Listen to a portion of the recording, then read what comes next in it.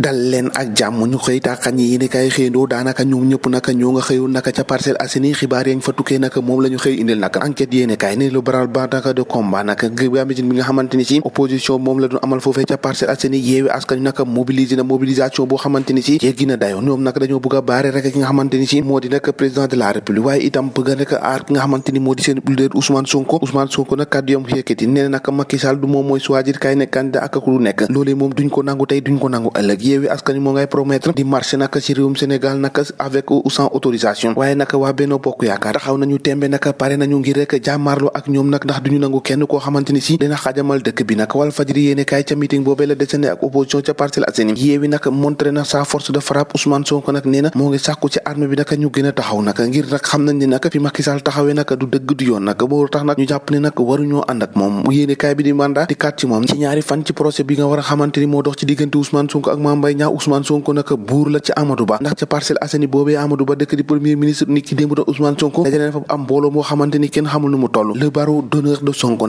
naka nit ki démb la mu ca xam le rek moo ni je m'en fous des institutions de la République et de la justice de Macky Sall ndax jàpp nañ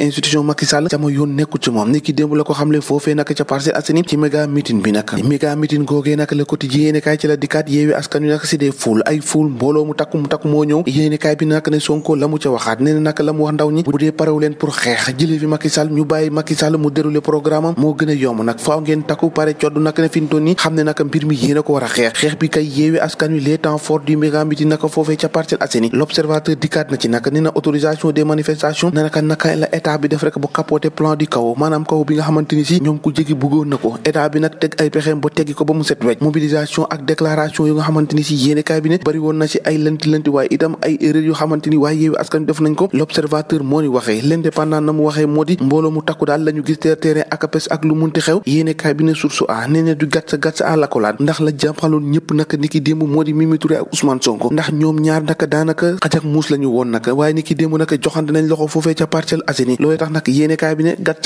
sa ba ci accolade ni ki démb accolade waan nañu Sonko ak ñañoom naka ni ki démb naka taxaw nañu temb ñoom waa opposition bi bëgg a wan Macky Sall ne ana fan mooy yoon wi ndax fi nga jël naka duñ ko nangu lii quotidien Ousmane Sonko le barreau d'honneur naka honneur lañ ko lalal di ki démb ca Parcelles Assainies gannaaw buñ koy menacé ak plainte Sonko tente de déplacer son combat dans la rue maanaam Sonko xeex mi naka fam ko bëggee rek mooy ci mbedd mi la mu wax ndaw ñi naka ba mu jëlee kàddu gi ndax pare ngeen ngir xeex nag moom la mu ca teg moo ne moom pare naa ndax combat bi nekku ni Macky Sall moo ñuy arrêté ndax bu ñu ko deful naka moom moomee naka pareegul ki jóge ci pouvoir bi Sonko nag la mu wax ne naka buy wuy ji ndiki ëllëg du kenn moo koy tànnal fa mu war a jaar fu ko neex lay jaar ngir dem wuy ji tribune yéene kaay ne wuy ji googee nag am na lu siy ñuul si soow mi nag ndax ay recrutement nervi boo xamante ni fi mu doon nii moo ngay gën a bëri nee na un danger boo xamante ni mu ngi yoot ndax dañ na fay rek ngir ñu dóor waaye itam violenté ay nit les risques d'affrontement nag si jamono ji yéeg nañ ba ca kaw a kaw ndax dèjà boo muy tuul li ñu gis naka xeex jàmmaarloo ak affrontement mënatut a ñàkk li ñàkkut ba ñàkkut naka te ñëpp xëy di si wax naka l'info yéene kaay ca la wax ak góor mobilisation bi nga xamante ni moom la ñu amal foofee ca Parcelles Assainies yeewi askan wi lu waay munti waxit lu waay munti defit yeewi moom wane na force de frappe am foofu ca Parcelles Assainies ndax la mu mobiliser moom réew dañ koo gis ci réew mi ne mobilisation boobee réew mi quotidien ca la dikkaat nag ndax meeting yeewi askan bi boobee ca Parcelles Assainies ñoom Parcelles Assainies dañoo confirmer Kër Massar ak Mbacké ndax meeting boobee nga xamante defoon nañ ko lu ko raw nag la ñu def foofee ca Parcelles Assainies ni ki démb ngir wane seen doole waaye itam réussite nañ li nga xamante ni moo di épisode 1 mobilisation gigantesque sa terrain ak bés bi le jour moo xëy dikkaat ci loolu nag nee na leaderu Pastef nee na pare na rek ngir combat bi nga xamante ni moom la ñu war a am seen diggante ak Macky Sall ci mim réew tàggat yaram wax naka ci face à face ak Liverpool naka ki nga xamante ni moo di Real de Madrid yéene kaay bi di tribune sport la mu xamle rek moo di face à sa bête noire bi nga xamante ni moom na taxaw moom foofu la Europe yéene kaay bi ne Liverpool fi mu tëni nag daanaka dafa sës si miir bi mission ba mu am ngoon naka boo moytu naka du yomb lool ñoo ko déggandoo jaa ngeen jëf ba ëllëg